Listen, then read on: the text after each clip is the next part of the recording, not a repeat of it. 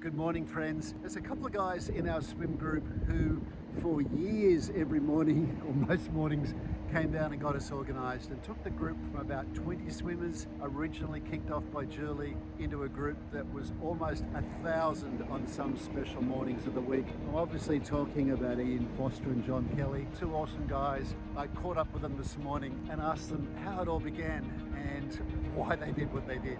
Morning, Ian. Morning, John. How are you guys? Morning, Pete. Yeah. How you going? Good. All right, you? Not too bad. Yeah. I'm really curious.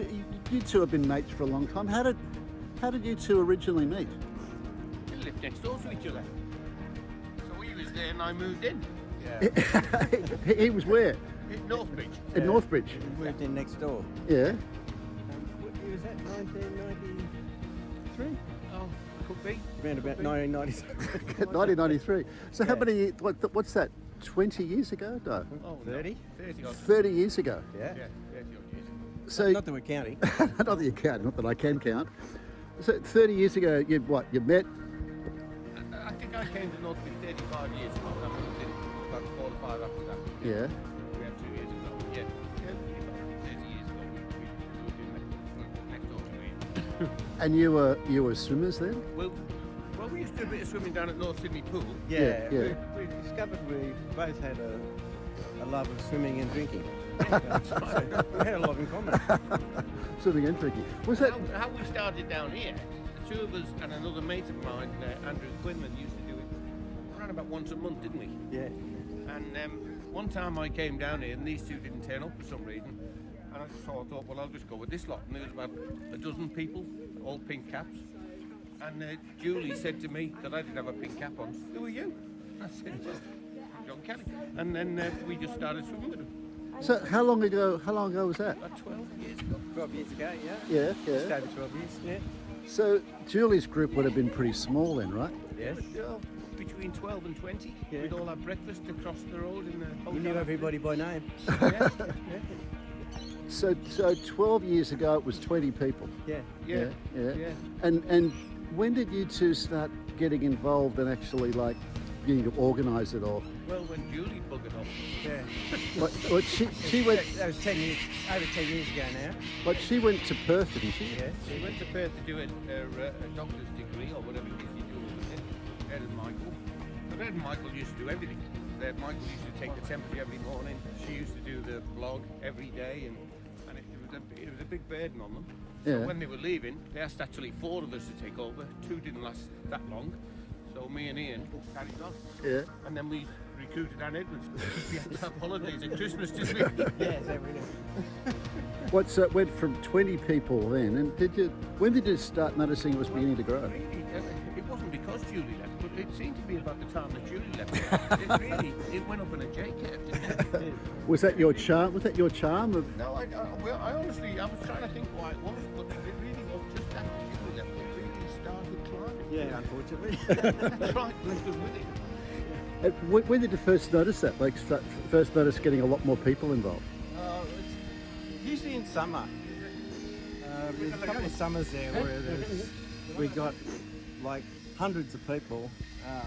There was queues, people Yeah. to sign up.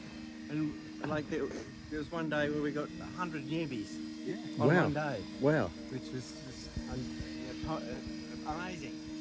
And we just don't know why it was. It just sort of seemed to take off word of mouth with people telling their friends and that. Yeah. And it was all the work that Julie had done beforehand, of course. Yeah. But it just seemed to go massively. And that's about when we started getting a lot of people from overseas as well. For some reason, somehow people overseas found out, Yeah. and they turn up from all sorts of places. Yeah. Well, what was the biggest days? I mean, Well, what, Anzac Day, Australia Day? Australia Day. Yeah. I mean, we topped 1,000, I think, at one of them. Yeah. Ian actually stood up at the point once and counted. Counted. He said to me, there was 972 there today. I said, how do you know? He said, I counted them. What, you counted every swimmer? I counted them as they went past. Yeah. I can't vouch for the accuracy of the count, but it's within, It was a good number. It was a good 50. number. Plus or minus. So that was, what day was that? An Australia Day or an Anzac Day? Australia. 1,000 people. Yeah. Good. And so, why do you think it's so popular?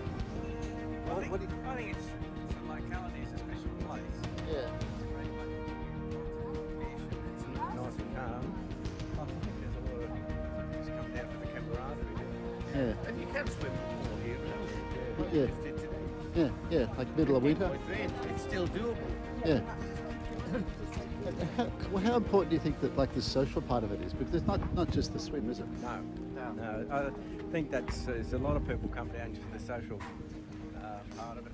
There's been a couple of people who told me that Old and Beautiful saved their lives because they've been in a dark place. Yeah. And they come down here and they find that there's a whole lot of people they can be friendly with. Yeah.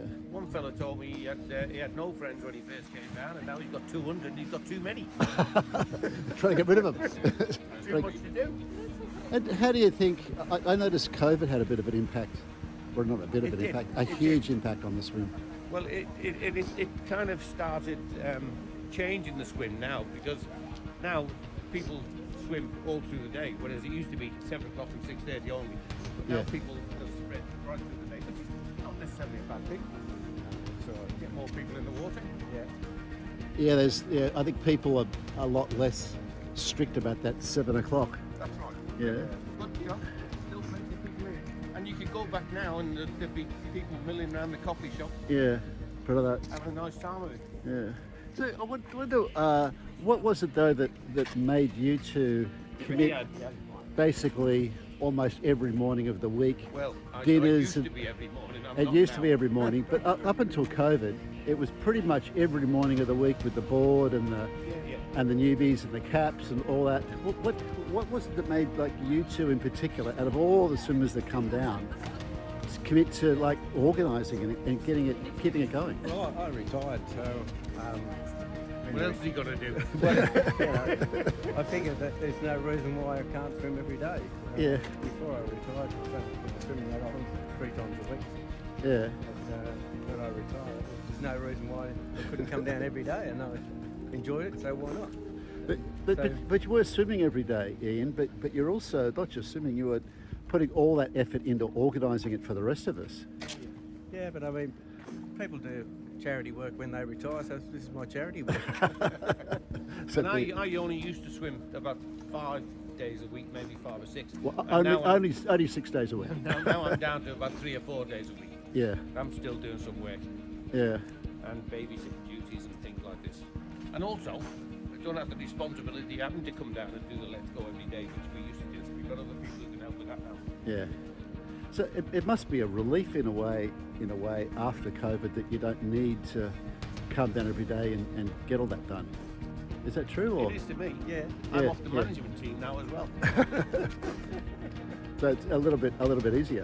There's a lot more people helping now with the table. Not that I mind it. I'm here every day, so I don't mind welcoming people. It's quite a good thing to do. Yeah. It's Yeah. a lot more self-sufficient now, but It is, yes, that's Yeah, right. You yeah. can go away on holidays and not worry. Yeah. And it just keeps going. Yes. So we've sort still of got be there that. when you get back. We've sort of got the hang of coming out at 7 o'clock and swimming to Shelley and back without being told for a couple of years how to get it done. So tell me, like, are there any like special people in the group in particular? Apart from ourselves. Apart from yourselves, that Lots of people you call special. I'm thinking about you as one of them. with special needs. Everybody's special. It's a pretty special Well, game. there's different groups. There's the A-team, of course, who have always had their special moments. The A-team, Yeah, and then there's the Wows. the Wows, there's the Drinks Express, There's the Drinks Express, and then there's The the... mer people the Mer people. and Yeah, the Team mer Jellyfish. Yeah. Yeah. Well, I think as a final message from me to you two, I think there's a huge amount of swimmers that are hugely appreciative of you two and all you did for so many years, getting the group organised and getting it running. So from us to you guys, I just wanted to... Well, he's still doing it. I'm not as much. Yeah, but for all those years, I used to come down, like many swimmers, and think, I'm glad these two are here, these two mates are here running this for us, because it's... There's a lot of other people too behind the scenes. Yeah, there are. Anne Edwards has been involved in the last... Well, she actually had to take over because Ian and I have a month off every Christmas. And we used to just leave Anne to it. Yeah. So she's been heavily involved the last few years. But there are a lot of people that you probably know, a lot you probably don't know, that are hugely appreciative of you two. So from us to you guys, thank you. Okay. No Cheers. problem.